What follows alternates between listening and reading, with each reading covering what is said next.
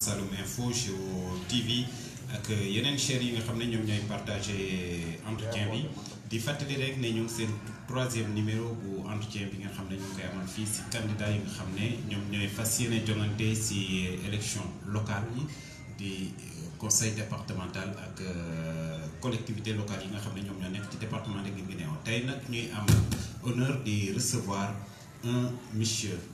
boo xam ne kenn du ko présenté ci département bi il s'agit bien sûr de monsieur Tamsir Bakhoum comme ni ñu ko annoncé ci bande annonce bi ci PA bi bien sûr monsieur Tamsir Bakhoum di yëngu ci wàllu politique monsieur Tamsir Bakhoum di yëngatu ci wàllu syndicalisme monsieur Tamsir Bakhoum aussi ñu xam ko bu baax ci mouvement de jeunesse xanaa rek dañ koy bàyyi mu nuyoog mbokk yi ñuy suivre ci chaîne de télévision yi su ko defee ñu dugg ci waxtaan bi monsieur Tamsir Bakhoum ñoo ngi lay nuyu di la dalal bu baax ci plateau. Asalaamaaleykum Mansour mon frère et ami maa ngi leen di nuyu bu baax di jël benn sama kàddu sama nuyoo pour jox la ko nga joxal ma ko say technicien yëpp Laye Gueye mi ngi fii Pape Ndiaye mi ngi fii ak yeneen techniciens yi nga xam ne ñoom ñëpp mënoon naa jaar seen tur wante pour gàttal rek mooy maa ngi naan asalaamaaleykum wa rahmatullah maa ngi jël sama kàddu di ko jagle bépp autorité religieuse autorité coutumière wala ki nga xamante ne autorité administrative nga nekk ci département Guinguinéo rawatina nag fële ma dëkk ci commune de Ngathie Nawde di nuyu bu baax ki nga xamante ne moom la suñu borom def tey bu tegu ci boppu mairie ba ak équipe am yëpp di nuyu chef de village yi nga xamante ne ñu ngi ñuy déglu di ñu suivre di nuyu askanu commune Ngathie Nawde yëpp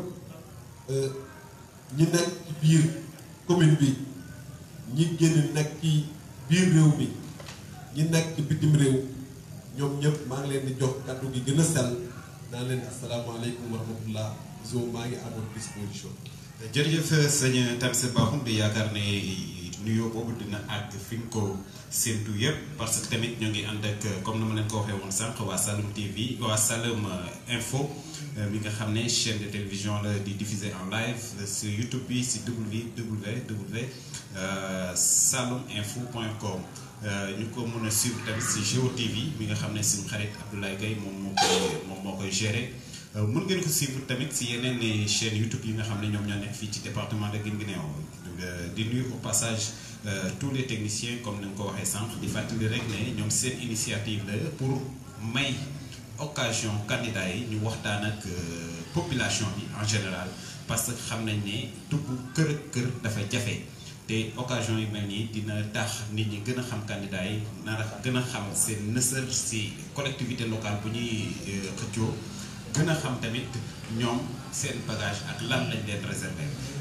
dafa la ñoo suuf si waxtaan bi rek ginnaaw présentation yi monsieur Bakhoum pour ne pas perdre beaucoup de temps si champ politique bi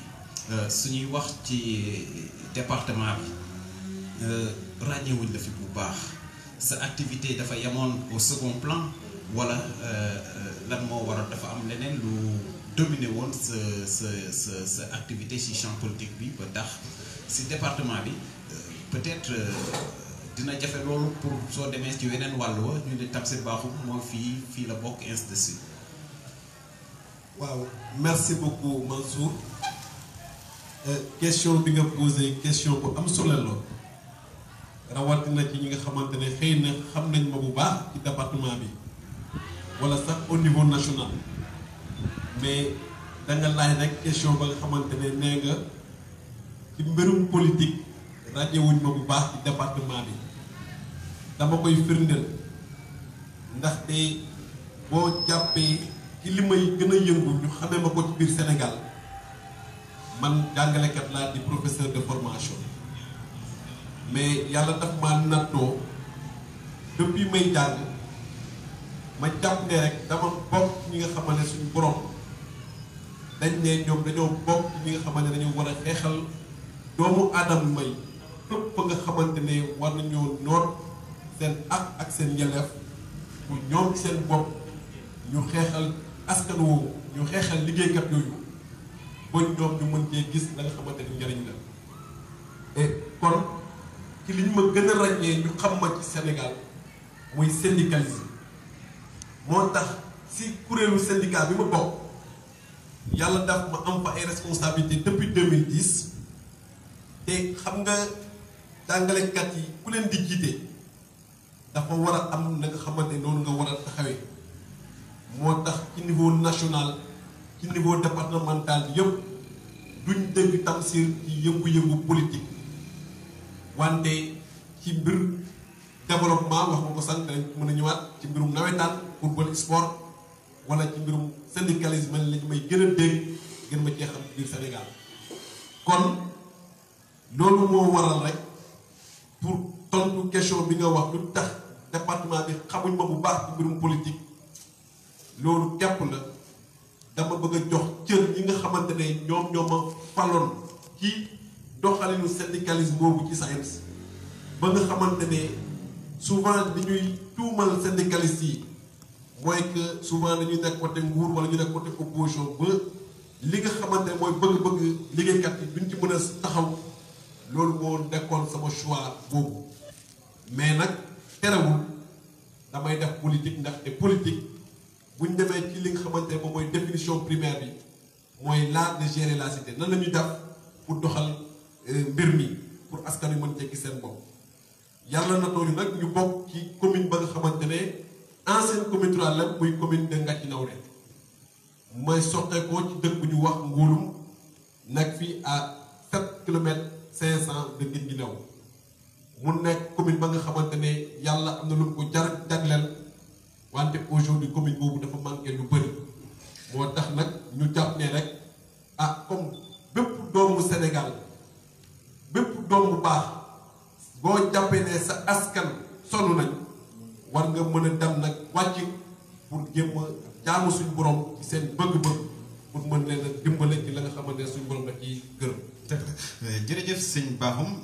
waaye suñuy ñëwee ci wàllu politique bi xam naa si sa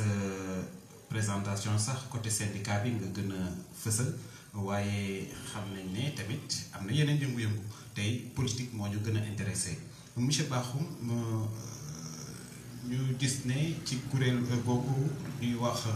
taxawu askan bi nga bokk mu di wàllu Sénégal autant pour moi wàllu Sénégal nga bokk mu di kuréel goo xam ne parti bi ñu fa gën a ràññee mooy PDS bokk gis-gis Pape Diop ak d'autres mouvements yoo nga xam ne ñoom ñoo kii wër coalition boobu ndax yaakaar nga ne coalition boobu mën na supporter ab candidat ak lamu laaj yépp ci collectivité locale pour gàddu ndam bi autant pour moi. waaw jërëjëf. d'autant plus que bu ngeen fi jógee kat yàggu te gars yi dañ leen a mere woon ba jëlee leen fi. waaw xam nga Mansour question bi nga posé question bu am solo la bu fekkee rek mën naa cee jaaraat pour mu gën a leer ci askan wi ni nga ko waxee. mooy que man coalition bi nga xamante ne moom laa bokk te bu porté sama candidature mooy coalition Wallu Sénégal yoroon na réew mi ñu jële ko fi 2012 alors tey mu samp ma est-ce que man am naa yaakaar pour coalition mu mën a gagner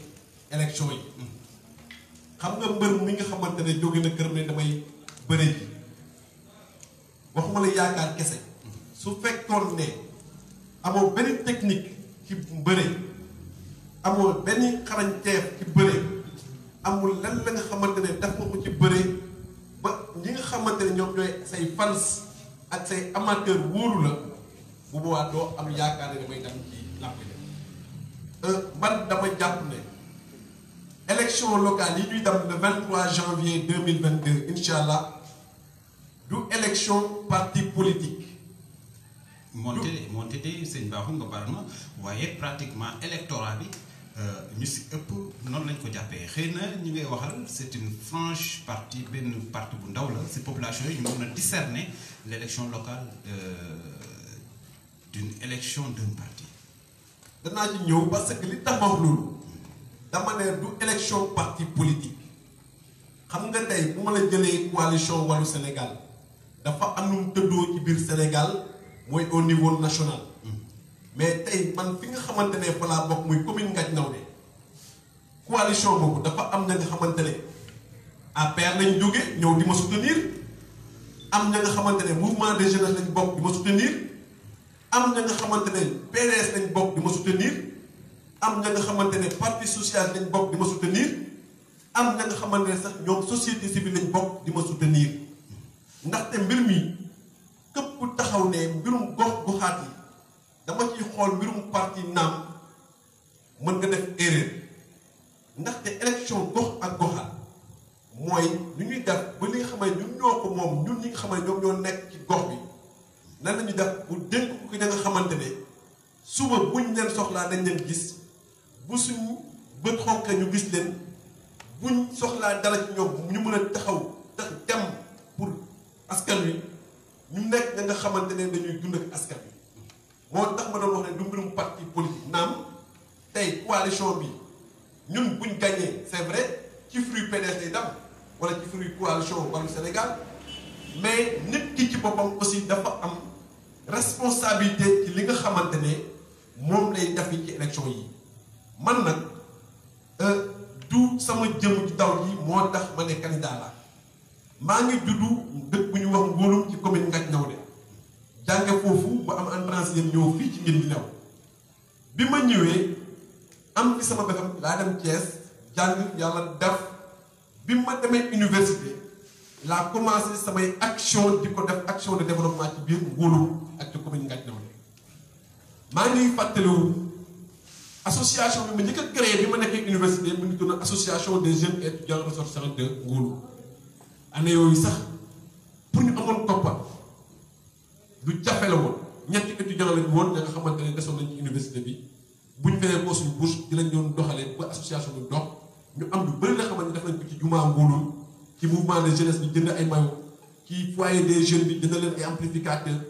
ci li nga xam ne mooy morgue hôpital boobu sax amaguñu woon morgue kees ba nga xamante ne pour nit ki bu faatoo parce que dund ak faatu ñoom ñoo ànd ñu mën koo dimbalee pour sutural ko ci li nga xamante ne jumaa ji ci boppam ay basan yooyu yëpp ci biir étudiant bi yàlla defee nag ba ñu réussir ñu affecté ñu Kolda en 2009 Souleymane Ndéné Ndiaye dafa waxoon ne il lance un appel à tous les cadres du département de Guinguinéo na ñib si man ci laa ñib si woon depuis loolu suñuy action wax man samay action mais suñuy action dans la commune de Ngathie Nawde rawatina dëkk bi nga xamante ne fa laa juddoo kooku kenn du ko naatable tey nee naa leen bépp action ba nga xamante ne ma nga ci biir Ngóolum boo ñëwee di ci wër nag ci fekk sama loxo bokk na ci. kon sëñ Ba muñ demee nag ba nga xamante ne askanu commune Ngathie Nawde gis nañ loolu ñu jàpp ne man ak sama beneen morom ak suñu beneen papa ba xam ne nekkoon na fi ancien président comité rural am liggéey bu rafet bu mu liggéeyoon ci ancien comité rural bi ñu jàpp ne ñun ñii kat choix lañ pour mën a indi des véritables changements bi nga xamante ne moom moo lalu ci acte 3 de la décentralisation xool leen rek dañuy def nangul askan wi loolu pour góorgóorlu nag bu suba bu ñu jëlee commune bi commune Ngathie Nawde ne alhamdulilah rabbil alamin lii lañ doon xaar yi li nga xamante ne moom mooy maire. dëgg la sànq si sa biir wax nga ne mbër muy dem si làmb ja day fekk ne am na lu mu làmboo maanaam daal lu mu bagage bu mu yóbbaale suñ baaxum suñ doon ñëwaat si sa itinéraire sur la vie politique xam nañ ko ne parti démocratique nga bokkoon waaye parti démocratique ñu koy gën a fësal fii si département bi monsieur Bakhoum moom daawuñu ko ci woon dégg de wala au second plan la nekkoon ndax am na lenn loo xam ne war nga ko mën a convaincre ñi lay déglu nii pour mu leer seen bopp ne monsieur Bakhoum mi du gan gu bees si terrain politique bi mais yàgg na say jëf lii la fi def ak lii la fi def. loolu moom danaa ci am mbégte lool. te xam naa ne am na kilifa yoo xam ne ñu ngi ci ginnaaw bu dee ñu ñuy siiw danañ xam bu baax li may wax li may njëkkee nag sama militantisme politique au niveau du parti démocrate sénégalais maa ngi ko commencé Thiès dans le mouvement des élèves étudiants libéraux MEL boobu maa ngi jàng Thiès Idrissa Seck à l'époque nekkoon en tout cas un acteur politique ñu dem ci élection 2000 yi waroon a indi changement rappelez-vous Abdou Diouf war a ñëw Thiès place de France ñun ñu nekk au lycée boobu xam nga le Sénégal avait opté pour véritablement changement régime marché bu la keroog ñu ngi ko démarré Thiès ginnaaw tableau boobu nga xam ne booy génn Thiès di mel ni Thiès noonu am na benn tableau wax bienvenue à Thiès fa lañ dem gàttalu ci Ablaye Wade bien avant ça xam naa maa ngi excuse am na lu xew ci Abdou Diouf parce que Abdou Diouf dafa wàcc base aérienne avec hélicoptère ñu jël ko war koo indi fi nga xam ne mooy Place de France ñun élèves yi ak étudiants yi ñu mu leen fii meeting du fi am. parce que dafa coïncide woon ak Ablaye Wade maa ngi bëgg a ñëw. mais ba xam su ñëwaatee si au niveau local c'est-à-dire xëy na am na ay actions yoo xam ne au niveau national def nga ko fa mais pour le compte du parti au niveau national ou bien à Thiès mais fii nga xam ne fi nga samp sa ndënd bëgg fii takk raaya ndey maire de la commune de Ngathie lan nga fi def lu concret pour loo xam ne nit ñi mën nañ cee dut seen baaraam ne kat kii ñuy samp nii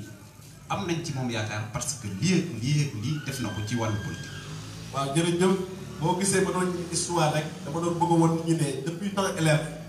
ba ma jaar ba dugg si. non xam nga Guinguinéo élèves yëpp moom xam nañ ne opposant ñu ngi def département de Guinguinéo en 2008. effectivement alors yàlla def man ñu affecté ma fii en 2009. 2008 déjà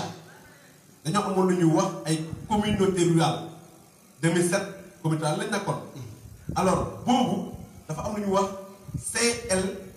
CLC mooy c'est une cellule du PDS ba nga xamante ne UGTEL yi ñoom ñoo ko bokkoon ak CLF man maa remplacé Assane Diop au niveau du CLC de communauté rurale de Ngathie Nawlé nekk le secrétaire général CLC de Ngathie Nawlé bi ñu ñëwee war a def CLF Guinguinéo man j'étais le candidat mobilisateur du monde rural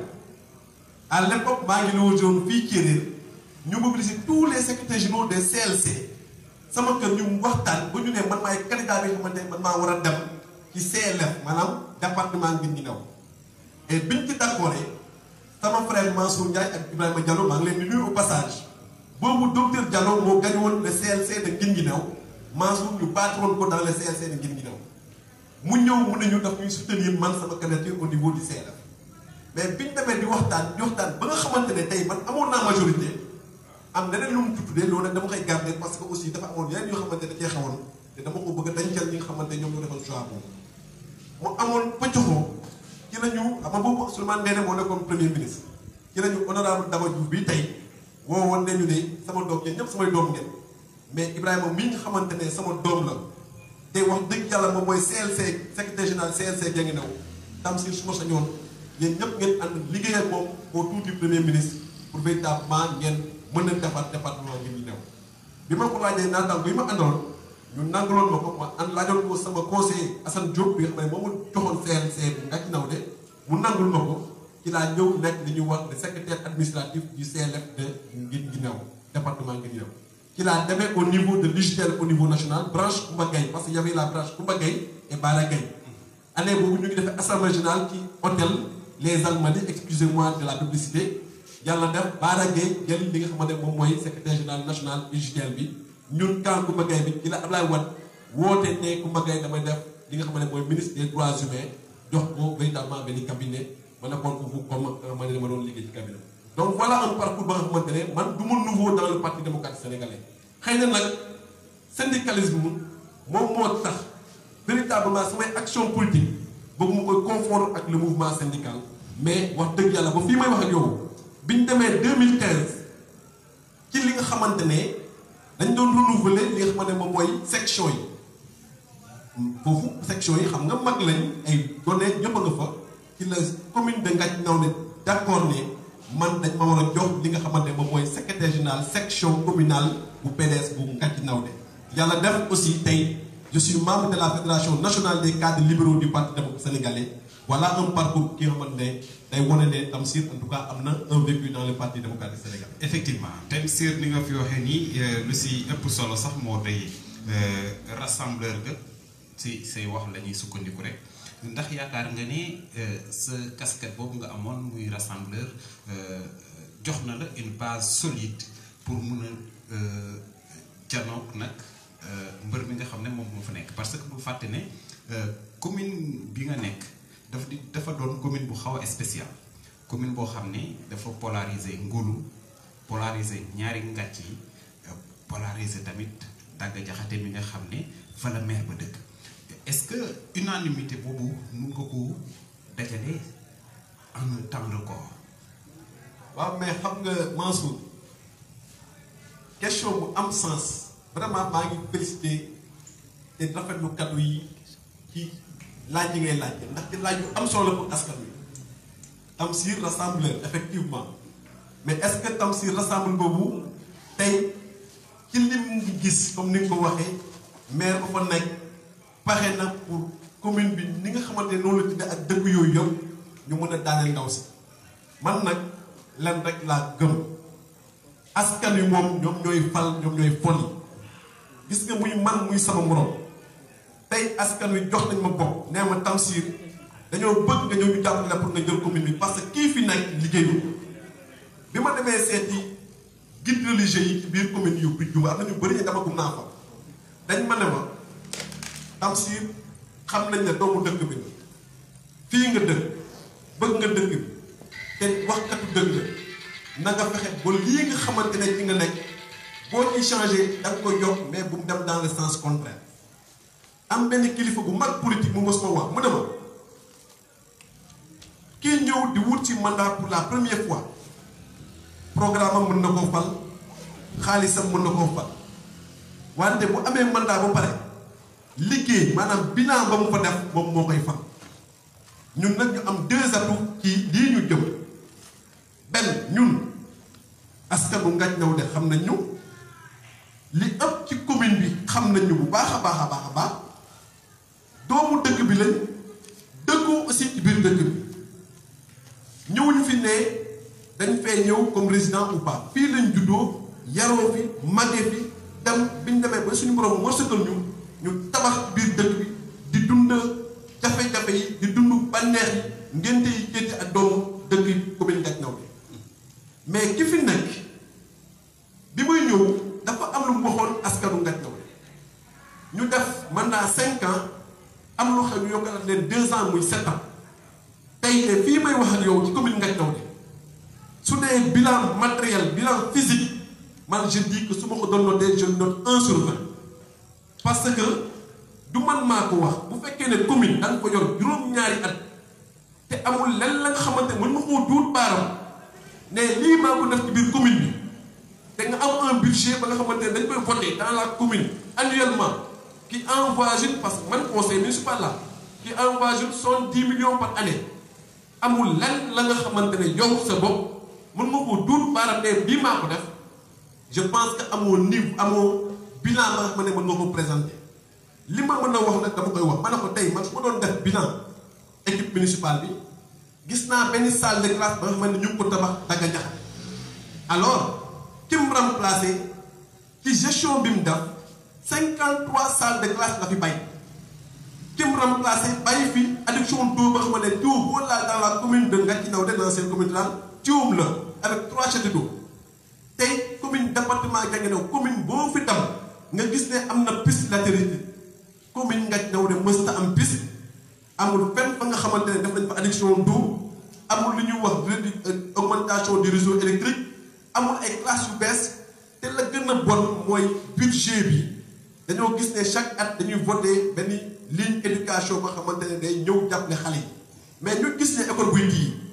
benn kaye la ñuy jox élèves yi am na école yaa élèves xale yooyu sax amuñ kay benn kaye la ñuy jox élèves yi benn kaye ci commune Ngathie ma gis fii sama commune benn commune mu def fii à côté et kooku maire bi mu ngi joxe 7 kay fii Guinguinéo dégg naa maire bi day joxe plus de 7 kay ñun commune Ngathie dañ ñu lay jox benn commune est-ce que ki nga xamante ne jox nañ ko nga ne yow yaay maire te nga war a nekk nga xamante ne askan wi da nga leen doon taxaw école tijji tombé nawet dañ nekk baykat yi amul luñ jaay nga jël benn kaye ne da nga koy jox parents d'élèves loolu yaakaar naa ne sabotage yooyu du alors que seen alal nga yor pour mën a doxal maire yi. kon su fekkee ne jël nañ loolu yëpp. xam naa ne yow tey jii da nga fay ñëw pour def le bilan de madame le maire sortante waaye monsieur Bakhoum ndax yaakaaroon ne loolu yow am nga ci part de responsabilité parce que yow yaa ko fi wax léegi mais conseil municipal nga nan lañ mën a fale ak conseil municipal 7 ans ngeen fi def au pouvoir di yëpp am su dee li nga wax nii yëpp noonu la fa demee te musuñu dégg benn conseil mus a addu wax ci gestion wu collectivité locale boobu di Ngathie Nawde te yéen ngeen nekk fa wala bokk da ngay di def comme nuy gars yi di def rek doon conseiller ba pare dem tëdd Ndakaaru topp syndicat bi.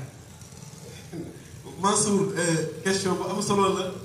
ñu jaaraat bi rek parce que man fekk question lañ ma nekk mooy conseiller xamante ne am nañu responsabilité ci li ñu def naam dëgg la parce que man bañ may fal 2014 dama ne si je ne suis pas là bu ma nekkul maire Ngathie je veux être le meilleur conseiller. est-ce que doxee nga ko. doxee naa ko parce que tamit suñ la déggee si say biir wax la ñuy jàpp ba léegi yow yaa ne charge syndicale yi moom moo wàññi sa activité politique si parti bi ku lu wàññi sa activité politique si parti bi mun na wàññi say activité aussi si collectivité locale. déedéet Mansour. waaw li wóor bu wóor man. dama ne leen man agent de l'État la benn ba pare. effectivement. maa ngi servir Dakar au niveau central. nekk conseil municipal Ngathie Nawde man nag damay wax fii ci conseil municipal Ngathie toujours bu ma fa toogee dama ne leen. mun naa la laaj benn question nga baal ma. bisimilah sëñ Bakhoum kañ nga gëj sa conseil municipal ba. maa ngi fa gëj bañ ma mujjee jox convocation conseil municipal. kañ la ban at. déet année bii passé. année bii passé année bii passé commission yi nga xamante ne daf nañu ko ak les chefs de village ak les éleveurs yëpp chaque jour maa doon jóge Dakar avec le premier adjoint au maire ñëw PV sama naaw doon bind. sëñ Bakhoum damay yàpp ne kon ba ñuy voté budget bi yaa ngi foofu. si at yii déedéet foofu moom damay wax te yàlla tax xam nga budget yi man bind naa le sous-préfet de Mbadakhoune à l'époque bi kii fi jógee ma bind ko ma ne ko conseil municipal dafa am nu muy doxee yàlla may nañu ñu jàng boo demee ci acte 3 la loi 2013-10 du 28 novembre 2010 daf ne les réunions du conseil municipal les convocations sont rendues à domicile 72 heures avant la veille avec le projet. tey man mënu ma nekk Dakar di fa liggéey ñu jël téléphone nee ma dañoo am conseil municipal. est-ce que sama administration attendez man damay wax li ma dama ne administration elle est écrite. effectivement parce que boo ma déplacé woon Dakar musiba mën na am ma def choc aw ma benn pièce justificative boo ne dañu ma convoqué pièce bi parce que un SMS ne peut pas convoquer un conseil municipal ci loi laay wax waxuma la ci li nga xamante ne nit ñi nag dañuy salfaade yoon. dëgg la man dama jàpp ne le premier adjoint au maire man terminé foofu rek le premier adjoint au maire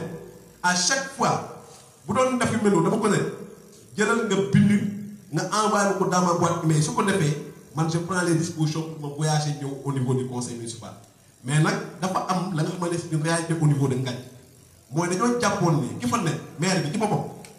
dafa njëkk a dàq paa yi ni mu dàqee paa yi mooy dañoo ñëw premier conseil municipal mu jël leen attaqué leen bi mu leen attaqué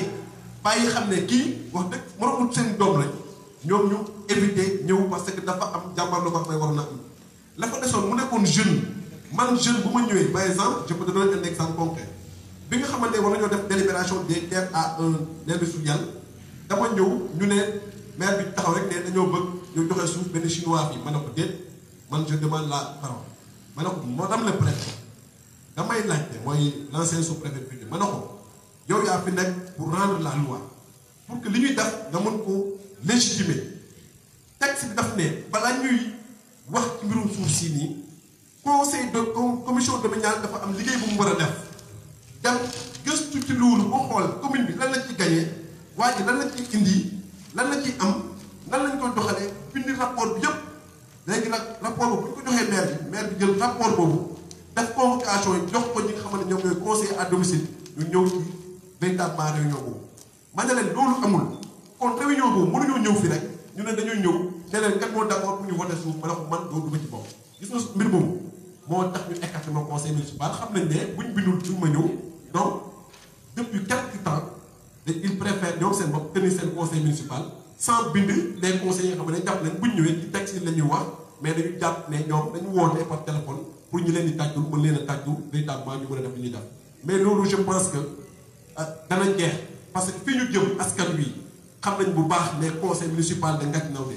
madame le maire et son équipe dañoo échoué dañoo lajji te lajji boobu nag du lenn lu dul doylu sa bopp ñun nag dañoo jàpp ne gis nga nit ki tam si su bëggee maire yi Ngathie Nawde war na ñëw nit ne dama bëgg maire Ngathie Nawde di xarab ki fi nekk mais war nga indi un programme alternatif ba nga xamante ne da nga koy wax askan wi lii ñun gëstu nañ bu baax jàngat nañ bu baax depuis 2014 jafe-jafe yi nga xamante ne moom moo am ci commune Ngathie Nawde niñ koy doxale ñun bu ñu ñëwee nii lañ koy defee waxtaan ak askan wi bu ñu d'accordé incha allah bu ñu accès loolu ñu d'accord rek dañuy wax ñun suñu plan directeur. très bien foofu lañ doon jëm si sax si programme boobu nga wax noonu parce que tamit képp ku ko xam ne da ngay yóotu ab bokk moomeel baax na nga wax leen ne man su ngeen ma falee lii laa leen di defal Tamsir wax nga fi ay jafe-jafe sànq si wàllu école bi ci wàllu désenclavement bi ci wàllu adduction d'eau yi ak yu si bari monsieur Bakhoum collectivité locale yu mel ne Ngathie ba ñoo dugg ci programme bi selon vous tey les atouts de la collectivité soo ñu ko doon waxal maanaam daal lu war a mën a may doole collectivité locale boobu pour ñu mun cee sukkandiku développer gox boobu ndax bari na. waaw Mansour lu war a may collectivité locale bu Ngathie mais commune bu Ngathie Nawde pour mu sukkandiku fa pour mën a jëm ci kanam. loolu mooy laaj bi nga laaj mu nekk laaj am solo. gis nga boo jëlee ci département ngi ñu new 12 collectivités territoriales la ñu am. affirmatif ci 12 collectivités territoriales yooyu jàpp nañ ne benn collectivité territoriale muy commune Ngathie Nawde moom rek moo fi am lac salé ba nga xamante ne dafa jéggi dayoo. Malien yëpp xolam ñu ngi koy jëlee fii ci Ngathie Nawde demal commune Ndiago demal commune Ngéru doo fa gis fu ñuy jëlee xorom tey xorom soosu ancien conseil rural bi fi nekkoon am na ñu ko doon liggéey mais ñi fi nekk tey dañoo salfaañe xorom soosu def ko lu ko def war ko seen jëf moomeelu bopp. en quoi faisant. mais imagine toi bu njëkk képp ku nekkoon doomu commune Trane bi da nga doon wax bu ñu demee ci période xorom si amoon nga benn saako xorom da nga koy xorme sa cin parce que doomu dëkk bi nga woon. maire bi mu fi ñëwee naan xam nga dañoo ñëw ci acte 3 de la décentralisation les faiblesses pour ñu xool lu ñuy def pour appuyer génne la citoyenneté participative pour ñu mën a doxal gox yi amoon nañ ci yaakaar mais xam nga la dafa am lu ñuy wax conflit d'intérêt man dama koy wax toujours ñenn ñi naan ma non ma ne ko gis nga mënul nga jël ne la Mansour yaay borom kër gi ah kër gi ñoom moom lii yëpp kër gi ñoo ko moom. yow nga jël kër gi lim ñoom nga def ko ci sa tur bopp nee man lii sama moomeel la daf ko sa usine di ko jaay. waaw boobu nag ana conseil municipal. waaw mais xam nga Mansour heureusement gis nga loi bii nii mën naa ñëw ci question boobu li ñu def ne dañuy fal maire bi li ñuy wax directement quoi. suffrage direct lu am solo la mais xam nga maire yi gis nga muy maire yi muy assemblée nationale les chambres là gis nga seen majorité ñuy am nii. Au contraire, c'est des majorités qui sont nuisibles pour la gestion de nos collectivités locales. Parce que tey da ngay ñëw am Tamsir Bakhoum am El Hadj Tababa am Mbor Bey am des autres qui sont là qui sont des personnes ressources dans la commune. yow nga ñëw xam nga ne ñii suñu wax ci xam-xam nga yor nga ne ñii soxla ko seen xam-xam dama lay tàggale. parce que am naa majorité ñii bu ñu voté non man sama majorité dana voté oui alors de ce point de vue lan nga mën nekk tuuti di yuuxu loolu nag def nañ ko gis nga bi ci mujj rek. mooy wax naa ko ma ne leen commune Ngathie Nawde xam nga Mansour nga jégal ko commune Ngathie Nawde moo am un BCI budget consolidé d'investissement 2018 40 millions wax naa ko ci télé yi wax naa ko ci rajo yi daaw waa Ngathie jeunesse bi def nañ ci point de presse ñu jox le BCI 2018 yow la madame le maire avec une lettre datée le 22 juin 2018 Abdoulaye Diouf Sarr jox délégation Aloyse Waly Diouf ne ko signé lettre boobu won maire yi Ngathie Nawde madame le maire ne ko jox naa ko budget coût de 40 millions pour mu tabaxaat tabaxi mu bees poste santé de Ngathie Nawde mu toog 2018 2019 2020 2021 ba fii may wax ak yow kenn tabaxul poste santé boobu xale yi def conférence de presse woo ñu ci mën na leen dem leen parce que am na ñun ciy taxawee dañ naan ñii dañuy politique ñun ay conseil lañ xam nañ ki ci war a taxawee moom ci boppam bi ko xale yi laajee BCI daf ne leen bu ma wax ak yéen yàlla def ma dem parce que nag dee naa ko ñun ay ndaw lañ askan wi bu ñu jooy dara war nañoo dem gëstu mbir moomu ba xool ndax am na wala amul ñu dem gëstu ba jot papier yëpp yu wane ne effectivement BCI boobu am na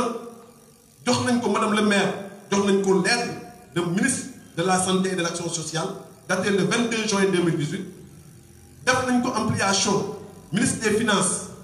ampliation président de la cour des comptes gouverneur Kaolack ministre de la gouvernance territoriale ak ki nga xam ne mooy médecin chef de région de Kaolack ñoom ñëpp am nañ ampliation lettre boobu ñu boole ci lettre boobu arrêté interministériel de mai 2018 jox ko aussi le projet de reconstruction de poste santé de Ngathie Nawde tey fii may wax ak yow li ma ci jot comme xibaar nee nañ ay préfabrication lañ fay monter xam nga dans l'administration tout détournement d'objectif est un détournement kon madame le maire maa ngi koy interpellé à partir de Saloum Info wax naa ko ci yeneen rajo wax naa ko ci yeneen télé askanu commune Ngathie Nawde dañoo soxla poste santé bi nga xamante ne état du Sénégal moo joxe 40 millions pour nga tabax ko depuis 2018 te tabaxoo ko ñun conseil yi ñun askanu Ngathie Nawde ñoo lay waaj fan nga dugal koppar boobu ndaxte commune Ngathie Nawde dañoo soxla fajwaat ci béréb bu bees. waaw monsieur Bakhoum jërëjëf waaye monsieur Bakhoum ndax yaakaar nga ne toog fii di wax ak askan bi di wax ak électorat wu Ngathie Nawde di chargé maire sortante bi rek doy na pour gagner ces élections là yaakaaroo ne waxtaan ak waaye askan bi ci yow soo ñëwee lan nga leen di indi ci wàllu santé comme que si nga nekkoon ñu def ko transition rek ñëw ci wàllu santé xam nañ ne pratiquement avec l'acte 3 de la décentralisation on a créé beaucoup de communes mais des communes qui sont restées rurales est-ce que ci programme bi mun nga ñu fi wax loo xam ne dinañ génn tuuti ci aspect rural boobu pour que collectivité locale bañ doon xaar Ngathie ñu gis ko xar kanamam soppeeku ci wàllu wér-gu-yaram d'abord. waaw jërëjëf Mansour lan nga bëgg a présenter nit ñi. parce que tamit suñuy wax des cases de santé pratiquement tous les villages ont des cases de santé donc foofu noonu moom xam naa ñi fi génn am na lu ñu def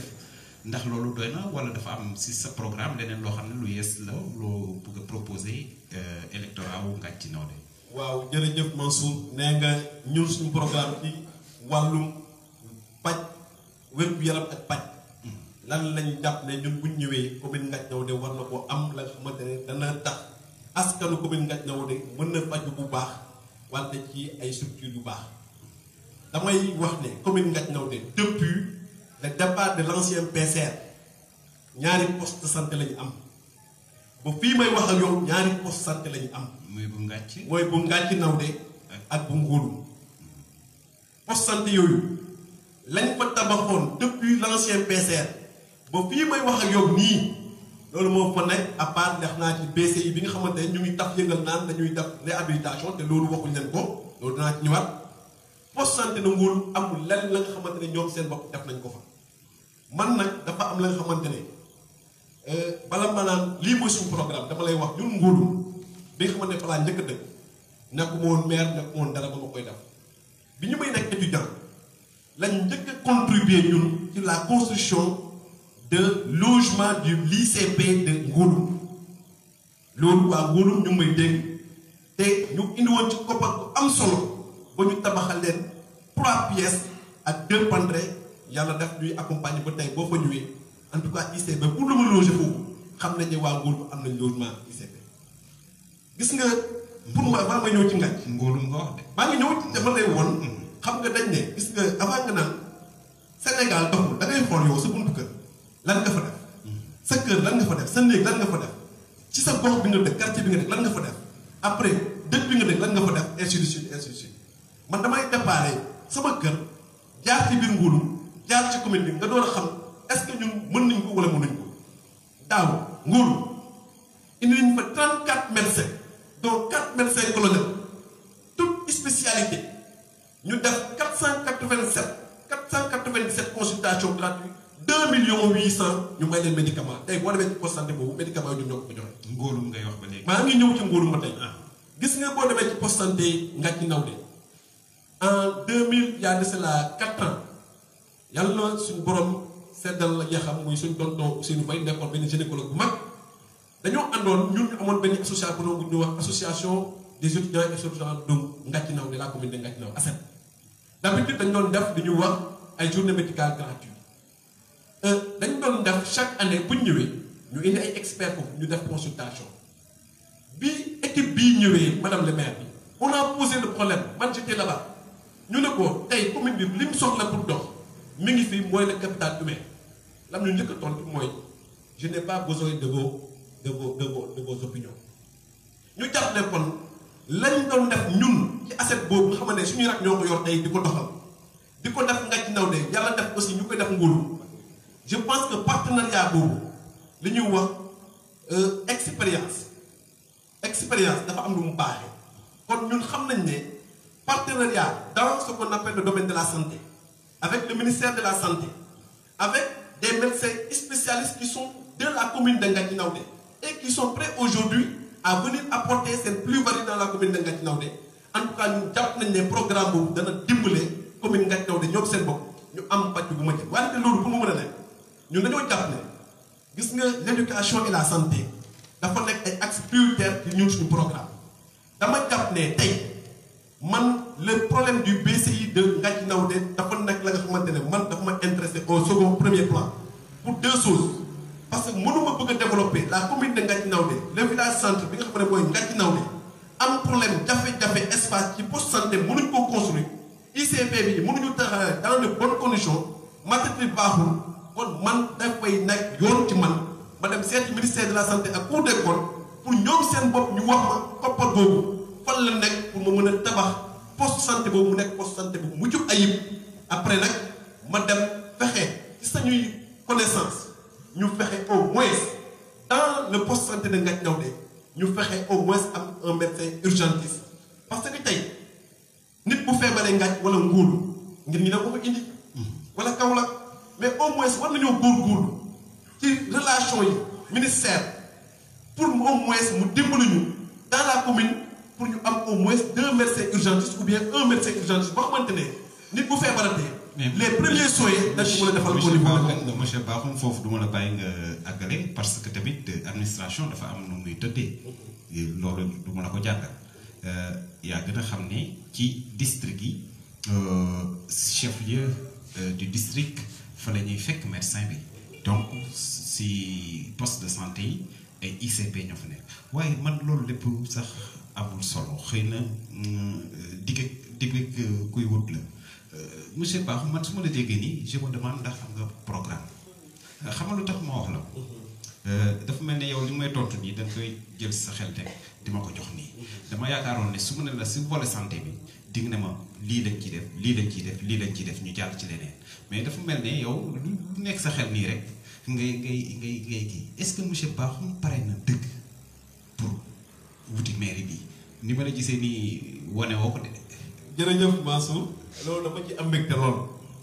suñ programme je pense que mën naa leen koo jox parce que programme bi ñu am ñun. commune Ngathie Naoudé loolu moom dinañu neex. waaw dama leen koy jox léegi. incha allah boo leen ko mënee jàllale sax ngeen jàllale ko en direct. parce que ñun man jàpp naa ne wax naa ko ay journalistes yoo xam ne doomu Ngathie nañ dama jël sama programme def le diagnostic depuis 2014 de la commune de Ngathie Naoudé def li ñuy wax méthodologie de travail bi ñu permettre ñu am diagnostic boobu def historique bu commune Ngathie Naoudé l'ancienne commune rurale à l'acte 3 bi ñu def commune ñu war a indi li ñuy wax le plan de développement municipal plan de développement municipal boobu boo seetee comme li ma wax sama benn naataango ba xamante ne doomu commune Ngathie Naoudé la mi ngi fële ci Russie dama ko ne ñun ci plan boobu su dee mën naa la ko liiral rek rapidement l'activité de construction d'appui politique nationale de décentralisation la recherche de la décentralisation et des politiques sociales l'économie et les finances locales l'action de la commune de Ngathie Naoudé au service des populations la communication l'accompagnement des jeunes des femmes dans la formation professionnelle et l'entrepreneuriat avec la mise à leur disposition de lignes de crédit profitables à tous et à toutes et permettant le revolving dans la commune de Ngathie Naoudé. L'appui aux associations locales, les femmes et les jeunes, redynamisation de l'agriculture avec l'agroécologie. Monsieur Bakhoum yow suñ la toppee duñ fi jógee parce que man si wàllu santé laa lay laaj yow nga bëgg maa wax ay revolving nag ay financement femmes yeeg agriculture ak sëgguñ foofu mais léegi comme que yore nga programme bi xam naa dinañ ci jotaat ngir gën ko càmbar waaye monsieur Bakhoum suñu ñëwaatee ci wàllu santé bi rek xam nga daanaka li nga wax sànq moom xëy na waxu campagne la rek mais déplacer un médecin pour un poste de santé pratiquement c'est chose inédite léegi damay lu tax may laaj loolu moo di lan moo tax yéen politiciens yi su ngeen di dagaan baatuwaay askan bi di ngeen dem sax ba dig leen asamaan si dama yaakaaroon ne catégorie bi nga bokk yow muy ay jeunes politiciens vous êtes venus pour amener une touche nouvelle à la politique maanaam nañ daan defee politique bi ñu soppi ko mais dafa mel ne ci tànk anciens yi ngeen jaar ba léegi de. Mansour question moo neex la ndaxte man de dama jàpp ne lii ma def ni jëluma ko ci anciens yi. déet point bu nga wax. waaw maa ngi ñëw. gis nga li ma la wax nii. waaw dama ko gëm man tolloon nañ jamono ku la wax ne mën nañu ni 34 médecins à Ngouloum dont 4 médecins colonels. pour des journées médicales. waaw loolu dafa nag rek. journée médicale yooyu. nañ def ba tekkante ko. mënoon nañ mën a def ba tekkante xam nga état gis nga ñun Sénégal souvent le problème que nous avons mooy question bi nga posé yow da nga koo répondre sa bopp mais dans le sens contraire. mooy que dañoo jàpp ne mag ña lañ doon def loolu rek moo fi mën a nekk ba tey man yàlla daf ma dimbale j'ai fait le tour du pays je te donne un exemple concret Agnam Civol. pourtant Agnam Civol ca Fouta. ca Fouta. c'est poste santé moo fa nekk pourtant am na médecin yu fa nekk. ndax yoon la. ah déet xam nga wër gu yàlla dafa nag rek. dafa nag rek man li ma gëm. déet nañ dem rek. waaw maa ngi ñëw. xam nga dama ne la mbirum santé la ñuy wax dans la santé c'est un tout. mais dama ne la dafa am dëkk yi nga xamante ne dama la jox un exemple concret. vous allez à Kéboy dans le. mais monsieur Bakhoum maa ngi ñëw monsieur Bakhoum yow yaa ma gën a xam ne pour l'état du Sénégal affecter benn médecin ci ab gox dafa laaj ab population nombre d'habitants yu mu laaj tey amul benn commune yoo xam ne ci département de Guinguinéo la nekk yoo xam ne mën nañ dajale nombre d'habitants boobu pour ñu mën leen affecter un médecin kon suñu leen affecter médecin rek wàcc nañ yoon bi. nañ d'accord foofu. non man du ma ci d'accord dama lay expliquer pourquoi. vous savez boo demee à la faculté de médecine les étudiants de thèse yi nga xam ne ñu ngi waaj a def seen thèse yi pourtant dañ leen a envoyé dans les journaux ñu def seen stage. aujourd'hui dama ne la te partenariat tey dañ ne acte 3 de la décentralisation mu am ay plein pouvoir yu mu jox commune gis nga tant que le maire il n'ose pas ne man par mes ressources par mon partenariat par sama rapport avec le privé war naa mën a oser man sama bopp dem recruter un médecin pour indi ko pour sama gox je pense que amoo li ñuy wax véritablement motivation. monsieur Ba man nag dégg nga rek il faut laa bëgg parce que bëgg ma am ci côté bi dama ne la. d'accord oui. ci suñu projet dañoo gëm ne. mën ngeen indi médecin. non dama ne la ci suñu projet ñun. dañoo gëm ne tey war nañoo góorgóorlu ba nga ci ndaw de au moins ñu fexe mu am benn médecin urgence ba nga xamante ne commune boobu ku fa amati jafe-jafe les premiers secours ñu mën la jël dimbali en rapport avec les systèmes. monsieur Bakhoum pour clore ce débat là ndax yàlla tere ñaanoon lu ma la ko. mais suñu reconduire le maire ndax démarche yooyu di nga ko def pour sa collectivité locale. je ne pense pas qu'ils vont reconduire le maire. non. au cas où je ne pense pas. au cas où. je ne pense pas. xam nga man aussi. déet man kay d'accord naa tu ne penses pas. waaw parce que da ngay dem compétition mais ku dem compétition nag da ngay gagner wala nga perdre maire bi fi nekk mën nañ ko reconduire. waaw man ndax damay laaj ndax yow mii ak say naataagoo yi nga àndal démarche yu ngeen naroon a def pour indi un médecin pour la collectivité locale de Gathie Naoudé si toutefois aussi ñu reconduire maire boobu démarche yooyu war ngeen ko mën a def parce que askan bee leen tax a jóg wala. gis nga askan wi moom. jaral na la ñu lee. dama ne la man pourtant bu nekkoon ne loolu nga wax noonu mënoon na am sax. bi ma nekkee ci conseil municipal bi te ñu ma doon siis. chaque fois am na lu bëri yi nga xamante ne doon nekk ay problème man damay ñëw te premier adjoint au maire wax ko devant le chef de village ne ko kii ñu ngi koy gërëm ci liggéey bi muy def commune bi. donc lépp la nga xamante ne commune Ngathie Naoudé soxla na ko te ñun suñ jëmm ji war te mën a dox pour mu mën a nekk war nañ koo def mais dama ne la.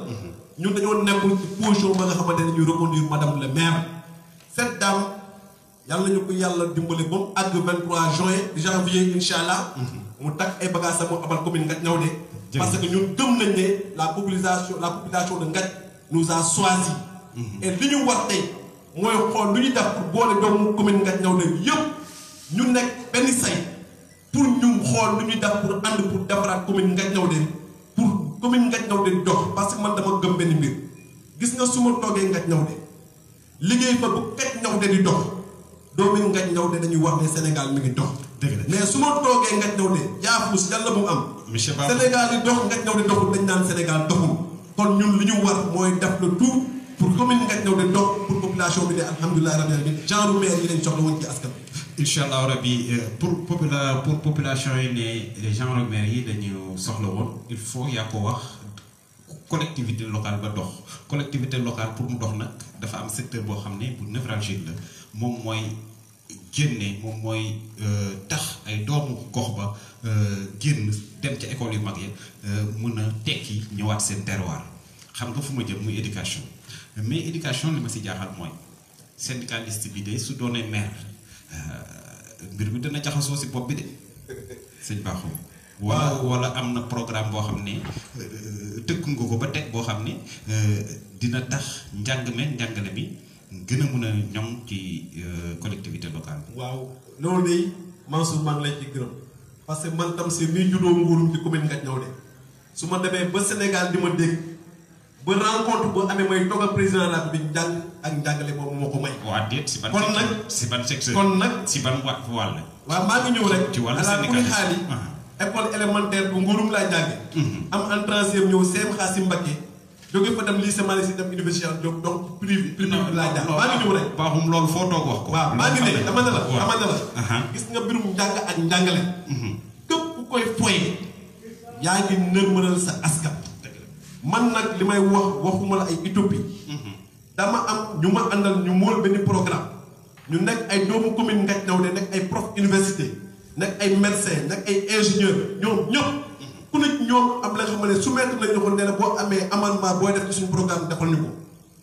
gis nga mbirum njàng ak njàngale ñun dama ne la carte scolaire de la commune de Ngathie Nawde xam nañ ñaata école élémentaire la tey préscolaire inexistant lañu am dama jàpp ne préscolaire bi war nañoo fexe ba préscolaire bi dans les deux villages yi nga xam ne ñoom ñoo gën a ngana muy Ngathie ak Ngouloum mu am préscolaire parce que préscolaire mooy préparer xale pour mën a dem dans l' élémentaire. gis nga élémentaire boobu man li ma gëm laa la wax te loolu dañ ciy xar suñ tànk bi mooy que l' équipe municipale bi nga xam ne mooy constituer suñu équipe war nañoo fexe ba li ñuy wax les BC yi nga xam ne dañ koy jox éducation abri provisoire yi nga xamante ne gis nañ ko fële ca Ngalañ gis ko fële ca Mbengeen gis ko fii ci Madiéry gis ko fële ca Daga Silati gis ko fële ca Kirpa man jàpp naa ne suñu mandature abri provisoire mënatul am dans la commune de Ngathie Nawde. jàpp naa ne it. yaa ngi diggee de. déedéet diggaatiwuma de. yaa ngi diggaatiwuma li nga fi lim bari na de. xam nga sëñ bi. man li may wax dama ne la su fekkee ne yàlla def na ñun ñu jot commune Ngathie Nawde. ñaan nañ ci suñu mandature 5 ans la. élémentaire bi incha allah côté boobu moom. danañ fexe def suñu téemtalaay kattan pour abri provisoire dootul am xam nga tax. am na la ñuy wax le programme zéro abri provisoire au niveau national. mais au niveau local. mais am na ressources yoo xamante ne commune bi da koy générer il suffit tout simplement dans les débats d' orientation budgétaire maire bi jàpp wax askan wi ne gis nga njàng ak njàngale bi ak daara yii nii war nañ leen a jàppale. man ne boo demee ci moyen secondaire bi ñaari collège ñoo fa am ak benn lycée mixte. nee naa leen en tout cas man li ma gëm mooy nous voulons faire de Ngathie un domaine de l' excellence. domaine de l' excellence boobu premièrement il faut que li nga xamante ne mooy collège tey dañoo nekk jamono yi nga xamante ne moom mooy nouvelle technologie de la communication gis nga internet dama jàpp ne waratuloo nekk un luxe. am na ku ma ko wax mu ne ma yow li ngay wax ni da nga ko attan ma ne ko tey man sama kër Dakar 20 000 francs laay fay wifi tey à Ngouloum à Ngathie Nawde et au niveau du lycée de Ngathie Nawde soo jëlee les 3 wifi ça te fera maximum 66 000 francs par mois duñ ma ne un budget de la commune de Ngathie Nawde mënu ko attan donc ay priorisation la woon. maintenant comment on va faire gis nga aussi dafa am ay réalité yoo xamante ne mi ngi fële nga xamante ne mooy Ngathie Nawde xale yi dañuy dem ba ci biir ñu bàyyi jàng parce que maanaam distance ñuy dem pour dem au collège man nag waxuma ne danaa tabax ay collège déedéet mais dama jàpp ne gis nga à l'époque Abdoulaye Wade dafa jëloon ay oto mooy les anciennes voitures PCR yi mu joxoon ko gis nga maire yi fii suñ maire bi bu ñu koy fal 4x4 yi nga xam ne ñooy daw ci tali lañ ñu jox man dama jàpp ne la voiture du maire ça dañ ko war a jël pour mu nekk askan pour askanu maire L200 en tout cas bu dee dana am dotation voiture ñu ko doon joxe man ma nekk le maire L200 laay jël pour que L200 boobu mën a nekk au service des élèves qui sont issus du monde rural pour ñu mën leen dimbale di leen transporter le matin ñu mën a rallier à l'école jàpp naa ne aussi. sëñ Bakhoum yaakaar nga ne benn L200 mun na daj ci commune Gàcc bi yëpp di ramasser élèves yi. je vais vous dire non dama lay expliquer. mooy li ma la doon wax. Mansour may ma foofu rek ma expliquer. gis nga li may wax nii dama koo gëm man dama ne la tey boo jëlee axe Ngóolu élèves yi fan la ñuy jógee Daaru Jën la ñu jógee. Mbengeen la ñu jógee Tewru Mbay la ñu jógee ak Kaado boo jëlee le lycée de Ngathie Nawde élèves yi fu ñu jógee entre Ngathie Nawde la ñu jógee ak Ngathie Pël léegi dama ne la fi gën a métti problème parce que fële au niveau de la zone de Ngathie Nawde da ngay gis booy ci kaw tali bi parce que ñi dëkk Ngathie Nawde amuñ problème mais ñi jógee Ndofane wala ñu jógee fi nga xamante ne mooy Daaru Salaam war a ñëw ci lycée bi ñooñu mooy jafe-jafe yi man dama jàpp ne la voiture du maire su nekkee joxe nañ ay L200 dama koy mettre à la disposition des élèves pour mu leen di dimbale waxuma ne dana mën a def pour lépp mais au niveau de Ngóolu mais gis naa booy li ñu def am na benn capacité daf ma ne ma ñun de boo nekkoon maire nga jëndal ñu ay saxetu mbaam rek pour xale yi di ci mën a def te xam ñaaxee bi nag man sama kër sax am na mbaam. sëñ Ba sama kër defal na rek gis nga foofu dama koy wax. dama la bàyyi nga àggale. man kañ damaa bëgg L200 boobu. waaw nga soppali ko la góor ga wax ay sareetu mbaam ndaxte l'édile de la ville yow monsieur le maire yow nga war a xar sa tànk tubéy ci luy protéger xale yi nga war a xar sa tànk tubéy ci luy indi sécurité surtout ci xale yi nga jël ay élèves di leen def ci ab L200 di leen yóbbu école loolu damaa yaakaar ne su doon bindoon nga ko programme bi effacé ko nga def ko ay sareet moo gën parce que tamit nit ki doo digge ba digge loo xam ne da ngay wàcc yoon jël ay xale yu ndaw sol leen ci ab cabine L200 di leen yóbbu école yàlla tere su fa dara xewee maire ba la ñuy wax loolu responsabilité bu rëy rëy te damaa yaakaar ab édile de la ville warta def erreur bu ne mel. Mansour damay reconsidérer waat li ma wax. waaw kon dama ne la voiture du maire. la voiture du maire. la voiture du maire. au lieu ñu koy def 4x4. dama ne au lieu ñu koy def 4x4. nañ ko def pick-up dama jàpp ne dañ ko war a def pick-up. waaw pour bu xëyee mu dimbale xale yooyu. nga xamante ne ñuy dox. léegi fan la leen di def. waaw dafal nag rek gis nga Mansour. man dama ne la tey boo jëlee Ngóolu. le CM de Ngóolu. tey xam naa ne ñaari élèves yoo jógee. daaru maa ngi ñëw rek yow kañ wax nga itinéraire bi. maa ngi ñëw donc foofu laa bëgg a expliquer. xam nga li ngay wax problème pick-up bi su jëlee ba jël ñett nit lay jël ci cabine arrière bi jël benn nit si chaise passager beneen siège passager bi li si des ab kees la moo nekk si ginnaaw ne nag xanaa nag monsieur le maire nag ñeme wut a jël ay gone yuy jàngi def leen ci keesu L200. Mansour li may wax tey laa ko gën a wax du ma ci arrêté dama ne la. nañ jàll déedéet waxtu wee ñu commencé. waaw may leeral ko Mansour dama ne la. oui. au lycée au collège. élèves yi bu ñu xëyee 8h di jàngi. du ñëpp ñooy dem 8h. man dama ne la dem naa Ngathie Nawde dem ba Ndofane ba fi nga xamante ne moom mooy Daaru Salaam. gis naa ñetti élèves yu taxaw Ndofane. gis naa ñaari élèves yu taxaw Daga Jaxate total 5 élèves mën nga leen jël yóbbu leen moo gën ñuy dox donc dama ne la lu mën di am li am sens ci loolu mooy. xale yu war nañ leen dimbale ci seen transport. pour ñu mën a rallier véritablement ci école yooyu sans difficulté. pour ñoom seen bopp ñu mën a jàng bu mujj ayib. moo tax bu fekkee nag oto bi ma wax la mooy dama ne la la voiture du maire. warta nekk oto ba nga xam ne maire bi daf koy jël di ko jëfandikoo mais askan wi ñoom ñoo ko war a jël parce que ñun ci àll bi lañ jël te. oto boobu dafa war a dimbale askan bi. ànd naa ci yow waaye ab L200 moom kenn du ko jël di jël ay xale di def si ginnaaw nañ jàll pën boobu sëñ Bakhoum ñu xam ne si zone rurale lañ nekk bien vrai que de def nañ ñu ay commune mais daanaka ñun ay commune rurale lañ nekk te ku ne commune rurale nag sa xel dem ci mbay mi mbaykat yi de jooy nañ ba sonn dama xamul nag en tant que collectivité locale lan nga bëgg a proposer ñooñu nga xam ne ñoom ñooy dundee si suuf si seen ñaq la ñuy wetti ngir mën a dund naka la commune bi mën a ñëwee en appoint à ce monde paysan là. loolu de Mansour question bu ma neex la doomu baykat moom boo ko laajee nu ñuy def pour dimbale baykat yi dana ko neex lool doomu sàmmkat ka nga xamante ne mbay ak càmm nga jaar bu nekk li nga nekk boo ko laajee nan la ñuy def pour dimbale sàmmkat yi dana ko neex dama jàpp ne tey ñun suñu zone bee de zone agro sylvo-pastorale la mbay ak càmm lañ xam li ma jàpp ne man nag gëm naa ne suñ ñëwee danañ ko def te béykat yi waxtaan dañoo ñoom ba pare mooy problème suuf si moom dañ koy régler ba pare pour ñi bëgg a bay danañ bay te du am xiiroo ak ŋaayoo ndaxte problème boobu nag tey équipe ba fa nekk yàq na tissu social bi maanaam nit ñi niñ jàppante woon nii gérer suuf si dem na ba nit ñi dañoo tasaaroo ñun ñu jàpp ne kon suñu ñëwee dañoo war a nekk puso ñaw boole war askan wi ñu bokk ndey bokk baay xam ne suuf si suñu borom moo ñu ko jagleel dinañ war a béy ñun ñëpp pour mën a jëm kanam ma jàpp ne it suñu réglé problème suuf ba pare am na la nga xam ne béykat yi man dañ ma koy wax partout village yi ma dem yuuxu nañ ma jooytu nañ ma li nga xamante mooy problème les intrants ak li nga xam ne les semences yi nag naam état li muy joxe doyul mais dafa am la nga xamante ne mënuñoo gis ñu indi li nga xamante mooy semence au niveau de la commune de Ngathie Ndiaoundé nga jël benn 50 kilos nga xaajale ko juróomi béykat wala ñaari béykat ku ne am naa fukki kilo wala pas ñu toog ba ci biir. lan ngay proposé. voilà maa ngi ñëw parce que loolu laa. non temps bi moo ñu xaw a. may ma tudd rek parce que loolu su ma la ko waxul doo xam li may proposé. ñu toog ba ci biir ñu gis ay camion ñu ne ay opérateur économique lañ dugg nañ ci biir commune bi ñu ngi chargé gerte gi ñu ngi ko yóbbu ñu ngi chargé engrais bi man dama jàpp ne su nekkee ñun ñooy maire incha allah dañ dem seeti le sous-préfet de Mbadakhoune danañ ko ne le problème de la semence et le problème des intrants agricoles dañoo bëgg mu am transparence parce que ñun ñi nga xamante ne ñun lañ fal danañ fexe ba lii am transparence mais aussi danañ dimbale béykat yi ba 30 camions yi bu ñëwatee Ngathie Ndiaoundé 2 zones la zone est bi ak zone nord bi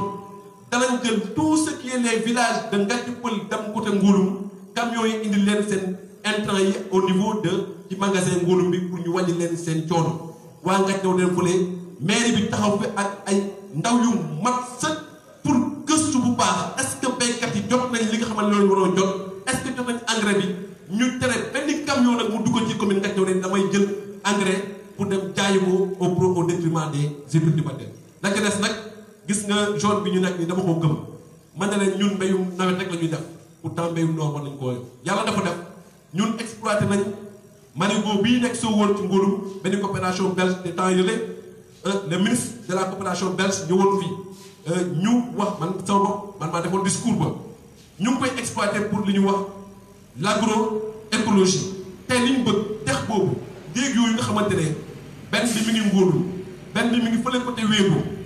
boo wutee comme ñun Belge yi ni ñuy defar dañ koy gasaat defaraat ko clôturer ko def ay moto pompe xam ne nawet bu jeexee dafa am ndox mi nga xamante ne day walangaan yëpp day def ci dig dex boobu maintenant à partir bu ñu demee ci noor bi jigéen ñi dañuy jël pompe yooyu di mën a def mbéyum noor. mën a béy ay suppu kanja mën a béy ay li nga ay kanja ay salade ak leneen muy mbéyu noor ma xam ne daf leen di jàppale woon ñu jàppale aussi càmm ji déeg boobu bu ñu fa defee ay mbalka pël suñu mbokk pël yi nga xam ne ñoom it ñu ngi ñëw dana am koppar nga xam ne dañ ko indi mu gën a oyofal li nga xam ne moom mooy forage yooyu et dex boobu mën a dimbale li nga xam ne moom mooy pël yooyu ñu mën a sàmm bu baax pour meew mi aussi nekk la nga xamante ne nguur la commune de Ngathie Ndiaoundé day nekk zone ba xamante ne tey day xëj ay li nga xamante ne mooy ay investisseurs pour véritablement ñu mën a développer la commune de Ngathie Ndiaoundé. dëgg la xam naa lu ñu bëggoon a laaj yëpp dana xaw a jafe trop ñu laaj ko mais sañu ñoo jàkkaarloo monsieur Bakhoum parce que junj nga ko ci njëlbeenu waxtaan bi mu di ku ne commune du Ngathie sa xel dem ci xorom si. yaa fi wax ne nu ngi koy exploité baaxul ñoom mooy woon sax ne temps bi jeex na mais question boobu mënut a ñàkk ñëw ndax yow sa équipe bi nga constitué am nañ une réflexion sérieuse pour l'exploitation de ce sel-là waxuma sax pour mu bénéfique pour la commune de Ngathie mais mu law ba département bi yëpp gis seen bopp. loolu moom Mansour question bu ma neexal. yàlla na fa def. mais question yëpp la neex. nëpp ma neex question yëpp ma neex parce que mu tax li ngay wax mooy développement commune bi dama fayal rek Mansour. yow da nga ñëw rek dem say dem ci biir commune bi xool jafe-jafe yi fa nekk yëpp ak la fa nekk nga ñëw ñu wax la lii mooy problème bi nga ñëw tam seen mbir maa ngi nii man dama jàpp ne loolu nga def gis nga commune Ngathie Ndiaoundé soo xel xorom soosu yàlla na fa def ñi ma àndal ancien PCR Amadou Ndiaye dañ bokk mu géré commune bi depuis des temps depuis maire Awa Sarr Ndiaye nekk ay adjoint pendant X années nekk PCR am na nga xamante ne ñoom ñoo géré woon commission boobu ñu bokk ak ña xamante ne ñooy jàppale tey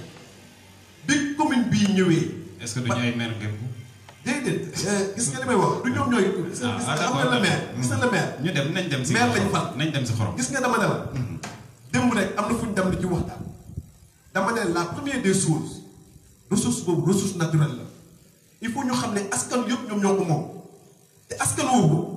au-delà de la commune de Ngathie Nawde war nañoo fexe ba yenn collectivités yi locales yi nga xamante ne ñoo nekk fii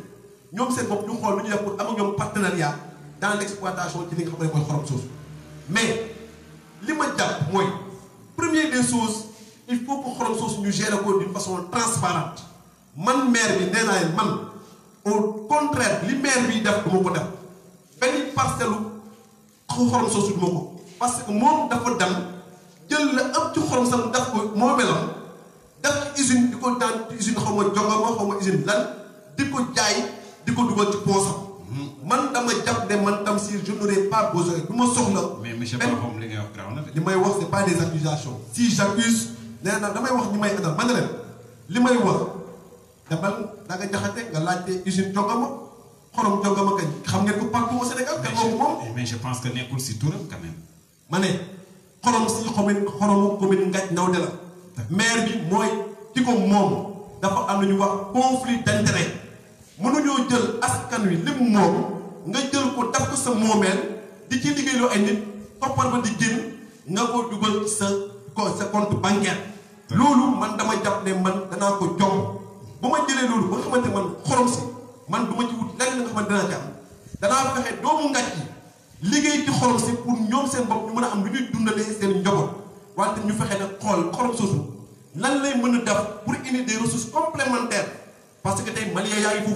foofu ba ngay ak Daaru Salaam Ngathie Nawde ba ngay ak fële Kër Demba xorom saa ngi fa yaa ngi koy gis ci kaw tali bi donc mu nekk ressource ba nga xamante ne Malien dañ ko soxla Burkinabé dañ ko soxla kon dañ ko réorganiser waat ci distribution bi mais ñu fexe yeneen 11 collectivités yoo xam ne ñun ñoo bokk département bi ñu indi leen ñoom seen bopp indi seen contribution ci mën a gérer nga xamante ne ci ressource Ngathie Nawde. très bien loolu daal bëgg naa en tout cas waa askan Ngathie Nawde xam ne. nga may ma li waa Ngathie Nawde am. danañ ko fexe ñoom jox leen ko ñun li ñu moomal suñu bopp ñu bokk. sëñ Bakhoum li nga fi wax si ay nësër maanaam programme li nga fi wax ci li nga nar yow ak sa équipe rëy na bëri na ndax si ressource collectivité locale bi rek ngeen ko yaakaar wala ci duñ koy waxatee sax fort de dotation bi yooyu nga xam ne moom la ñuy séddale gars yi wala sëñ Bakhoum dafa jàpp ne si coopération décentralisée mun na cee sukkandiku pour doxal yooyu les programmes ak coopération boobu fan la ngeen ci toll su dee am na lu dëgër loo xam ne suñ ne leen woon mairie baa nii am ngeen fu ngeen mën a teg seen tànk pour mën a jëli ay partenaires mën a investir. man de en une fraction. man de Mansour li ma lay wax nii fii may wax ak yow nii nekk ak le maire DG des partenaires pour la communauté. très bien loolu dal na xel sëñ Bakhoum dama lay ñaan rek xam naa gars yi danañ xëcc sama nopp tey mais loolu dinaa la ko permettre na ma ko permettre say morom xëy na temps bi gàtt na ba mënuñu développer lépp su dee am na loo teniroon à cœur bëgg wax askanu Ngathie Nawde collectivité locale bi yëpp te suñu question yi jël ñu ko en compte lan nga leen di wax. ah xanaa ne leen mbirum sécurité bi de am na doomu Ngathie Nawde ba nga xamante ne suñu borom teg na ko ci kaw biir Sénégal. am na lu ma ci wax ak moom. pour li nga xamante ne état bu mu koy def commune bi aussi ñëw en appoint pour que sécurité bi aussi ñu gën koo ñongal ci Ngathie Nawde. xanaa sa xel si vol de bétail yi la dem. waaw bon su ko waxee sécurité rek xam nga ñun comme que nee naa la dañoo nekk ak ay ñoo xam ne ay baykat lañ ay sàmmkat lañ. ñooñu il faut nga sécurité leen. ak lan. sport bi de. xam nga Tamsir moom kenn du ko présenté ci nawetaan au niveau du Sénégal. dëgg la suñ si duggoon duñ ci génn. waaw kon li may wax nii. gis nga yàlla dafa def ñun dafa am ñoo xam ne waxtaan nañoo ñoom ci ay mbir yu bëri te jàpp nañ ne lii ñuy def nii dama ko wax benn góor ma ne ko man nga jégal ma nag dama ne leen ñun syndicat gis nga bu ñu signé accord ak état dañuy ñëw bëgg état mu respecté ko mu matérialisé ko kon man su ma jëlee un engagement avec la population dama ko war a respecté pour population bi xam ne. Tamsir mii engagement bi mu jël ak ñun mu ngi koy matal. fii nga ko waxee ci ngir ngi neew fii nga ko waxee ci ngir ngi neew te yaa ma gën a xam ne nous sommes à l'ère des éthiques lépp dañ koy archiver. incha allah donc yaakaar naa dinañ am beneen occasion pour mun a gën a xóotal loolu sëñ Tamsir Bakhoum ñu lay gërëm bu baax a baax si disponibilité bi parce que tamit guddi na te ku xam Tamsir xam ne guddi ngóolu lay fanaani mais teewul bravé na la nuit ñëw répondre à l'appel de ces jeunes reporters di leen féliciter ñoom tamit au passage xanaa ma bàyyi la rek nga tàggoog say mbokku militants et sympathisants ba la ñoo yëkkati jataay bi. waaw gërëm leen sant leen gërëm borom bi subhanahu wa taala di wax waa commune Ngathie Nawde ñëw nañ ci yéen wax ngeen dégg nañ wax nañ dégg ngeen li ngeen ñu wax doy nañu ci suñu jëmm ji ak suñu équipe dalal ngeen suñu xel